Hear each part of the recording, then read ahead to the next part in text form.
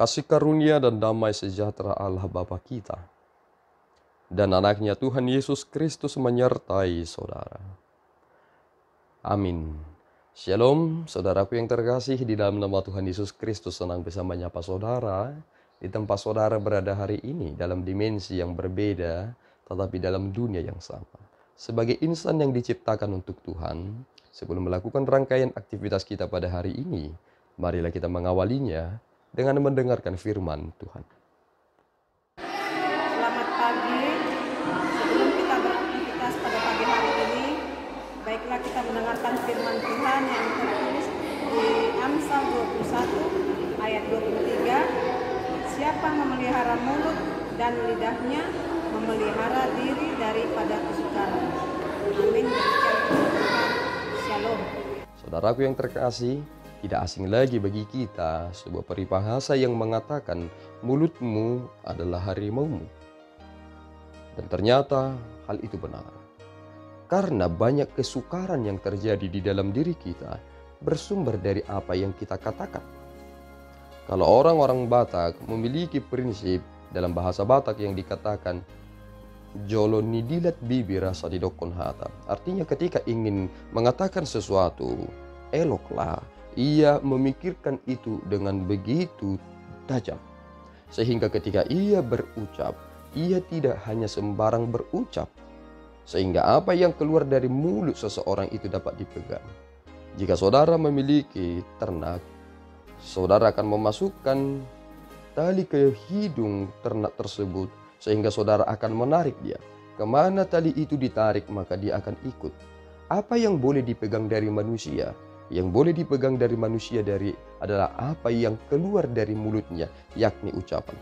Jika saudara mengeluarkan perkataan-perkataan yang bukan membangun atau hanya bersumber dari pikiran saudara yang belum teruji, itu hanya sebatas prasangka buruk saudara dan menjadikannya kesimpulan, bukankah dunia ini akan semakin hancur? Mengapa demikian?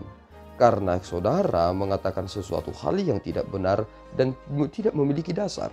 Sehingga ketika saudara memaksakan itu kepada orang lain dan orang mendengarkan itu dan mereka mengerjakan itu, bukankah saudara memiliki hutang yang besar dalam diri saudara? Dan disitulah kesukaran itu sering terjadi. Itu mengapa hanya orang-orang yang berhikmatlah yang dapat memelihara mulut dan lidahnya. Sebab ia tahu bagaimana cara memelihara diri daripada kesukaran. Banyak hal yang boleh kita kerjakan di dunia ini. Dan banyak hal yang boleh kita katakan di dunia ini. Tetapi tidak semua hal yang kita katakan itu berguna. Terkadang kita mengeluarkan kata-kata yang sama sekali tidak berguna. Tetapi hanya menyenangkan sedikit orang, segelintir orang.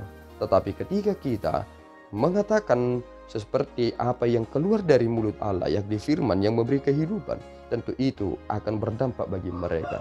Maka mulai dari detik ini saudaraku, belajarlah untuk memelihara setiap apa yang keluar dari mulut kita, supaya kita tidak menjadi orang-orang fasik, orang-orang yang kurang ajar dan sombong. Itulah orang-orang yang sering sekali mencemooh orang lewat perkataannya. Jangan menjadi sombong, karena banyak sekali orang sombong terlihat dari ketika ia berbicara.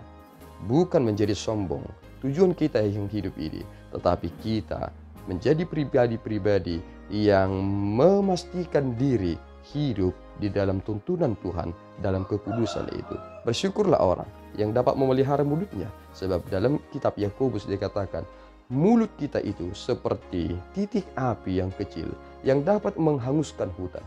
Bukankah itu berbahaya sekali? Jika itu adalah berbahaya, maka mari kita memperhatikan setiap apa yang keluar dari apa yang kita katakan. Tuhan Yesus memberkati kita, berdoa. Ya Tuhan, kami bersyukur atas berkat-Mu. Terima kasih Bapa atas firman yang boleh kami dengarkan pada saat ini.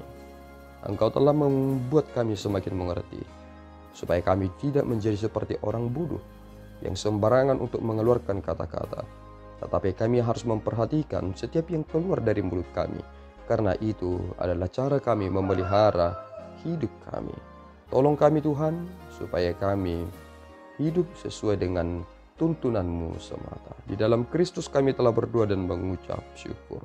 Anugerah Tuhan kita Yesus Kristus, kasih setia Allah Bapa, dan persekutuan Roh Kudus menyertai saudara. Amin.